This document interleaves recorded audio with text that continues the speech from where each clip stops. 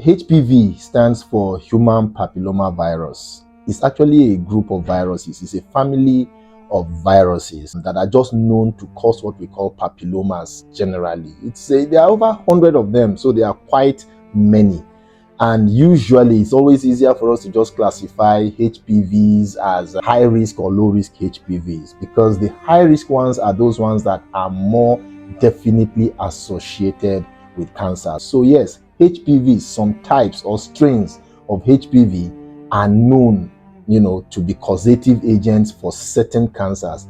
Most people know about cancer of the cervix, and just think that that's where it starts and ends. But HPV strains are responsible for so many other types of cancers apart from cancer of the cervix, like anal cancer, penile cancer, vaginal cancer, even some head and neck cancers, cancers of the back of the throat, and all of that. So HPV is a virus that is associated with so many types of cancers. But the thing is that cancer itself in HPV is like the last thing that eventually manifests, because this virus is very common. It's everywhere. It's as common as the virus that causes what we call catarrh, rhinitis, common cold, coryza.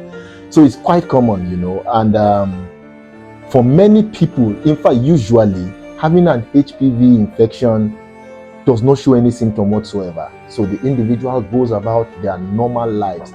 It is the effect that this virus causes that over time, for some people 10, 15, 20, 30 years down the road, that eventually manifests as one type of cancer or the other, because it has a way of imprinting itself into the individual's DNA and beginning to cause changes in the cell that can eventually lead to some types of cancer.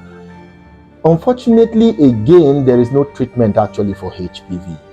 The best thing is prevention, and that is where vaccination comes in, because the good thing about it is that there are vaccines available for at least preventing the common strains of HPV that are associated with certain cancers. So there's a vaccine for HPV 16, 18, different types of strains, but based on the type of vaccine the individual receives, it could protect against a particular number of strains. So that is even how the vaccines are classified. There's Cervarix, for instance, that just prevents against 2 strains of HPV, 16 and 18.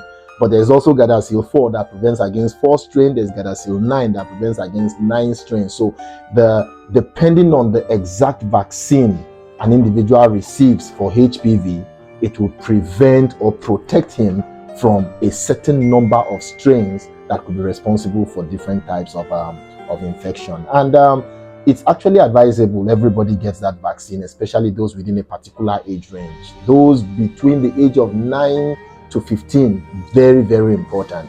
But even for those who are 25 and even for those who are 40 to 50, I've just mentioned that HPV as a virus is involved in more than just the cervical cancer, So it means getting vaccinated against HPV could be helpful in preventing so many other types of cancers, even some of the cancers that occur in men alone or in men and women, like the head and neck cancer and the anal cancer, just like I mentioned earlier. So it's very important to try and prevent getting the virus rather than trying to treat it, because like I said earlier, there's actually no specific treatment for human papilloma virus.